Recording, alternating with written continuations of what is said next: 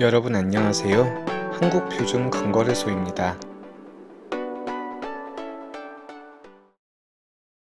이전 영상에서 몇 차례 언급한 내용입니다만 최소 1850달러를 뚫고 1900달러 언저리에서 눌린다면 그땐 안심하고 금을 매집할 수 있을 것이라 말씀드렸습니다.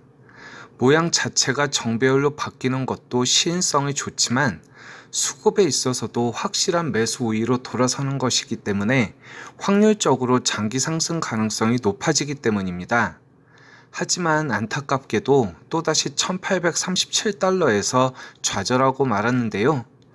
7월 중순부터 세 차례에 걸쳐 돌파 시도를 하였지만 또다시 1850달러가 장벽이 되었습니다.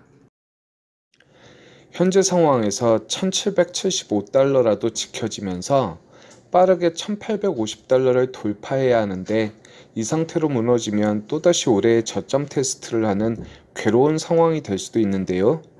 정말 믿음을 갖고 장기 투자한다라는 게 얼마나 어려운 일인지 다시 한번 깨닫게 되는 것 같습니다. 자, 그럼 현재 금값 상승을 막는 이유들은 어떤 것들이 있을까요? 물론 요새 가장 화두가 되는 건 테이퍼링일 텐데요.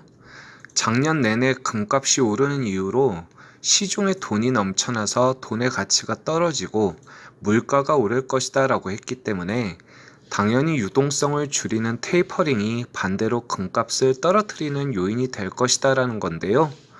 이 밖에도 여러 가지 이슈가 복합적으로 금값을 결정하기 때문에 오랜만에 정리를 해보는 것도 좋을 것 같습니다. 먼저 첫 번째로 전 세계의 유동성 과잉을 몰고 온 가장 근본적인 원인이 코로나 팬데믹인데요. 특히 아직까지 이렇게 이슈가 되는 건 계속되는 변이 바이러스로 백신이 효과가 있는지 의문이 들게 하는 건데요. 계속되는 신규 확진자의 증가는 이제 코로나의 박멸보다 같이 살아간다는 말까지 나오면서 장기적인 피해와 고통을 주고 경제적으로도 큰 위험 요소로 남아 있습니다. 백신이 나올 때마다 코로나 종식이나 감소에 대한 기대로 위험자산 선호가 살아나고 금값이 하락을 했지만 여전히 코로나의 위력은 줄어들지 않고 있는데요. 정말 역사에 남을 대형 팬데믹이라는 건 확실합니다. 두 번째로 스태그플레이션의 가능성입니다.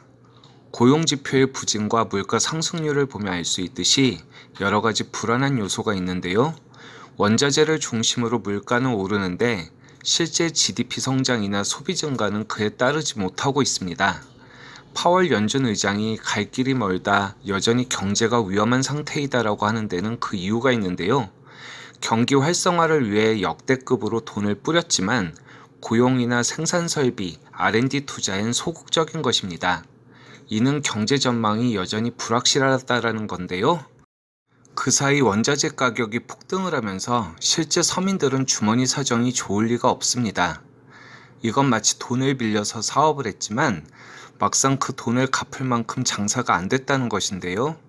이 와중에 물가를 잡겠다고 금리를 올린다면 개인적으로는 주식과 부동산 가격이 떨어지고 은행 이자는 늘어나면서 소비는 더욱 위축이 될 테니 금융위기 때와 똑같이 경기 침체로 이어질 것입니다.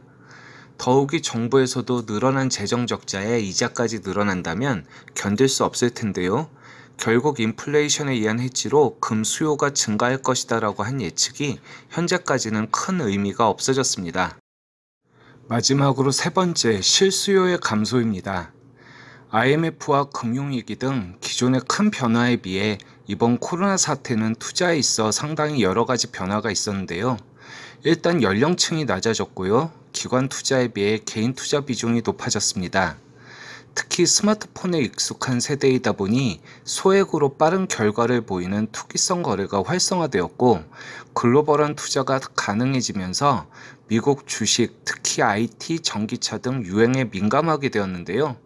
더욱이 비트코인 등으로 선택의 폭이 넓어지고 부동산의 폭등까지 맞물려 금가격 상승에 제동을 거는 것 같습니다.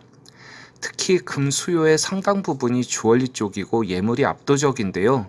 인구도 줄고 결혼 비용 중 예물이 점점 간소화하는 상황인데다 코로나로 인해 결혼식 자체가 줄어든 것도 문제가 되는 것 같습니다. 사실 금이 보험의 성격이란 것은 위기라는 것이 어떤 식으로 번져나갈지 알 수 없기 때문에 필요한 것입니다. 뻔히 일어날 일에 해결할 수 있을 정도로 예상되는 피해로 끝이라면 보험이 없어도 될 텐데요.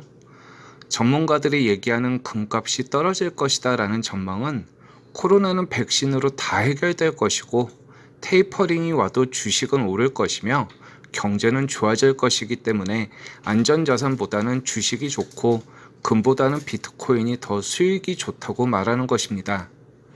누구나 사고가 나길 바라는 사람은 없습니다. 하지만 긴 시간이 지나면 사고가 안 날 수도 없습니다. 과거에 비해 보험료가 올라가듯이 장기간을 보면 금값도 꾸준히 상승해 왔습니다. 조금씩 금을 사 모으는 것에 대해 누군가 쓸데없는 짓이라고 비웃거나 금값은 더 이상 오르지 않는다고 주장한다면 그거야말로 가장 어리석은 짓이 아닐까요? 자, 그럼 오늘 영상은 이것으로 마치겠습니다. 구독과 좋아요, 알림 설정은 언제나 큰 힘이 됩니다. 그럼 오늘도 좋은 하루 되시고요. 지금까지 한국표준금거래소였습니다.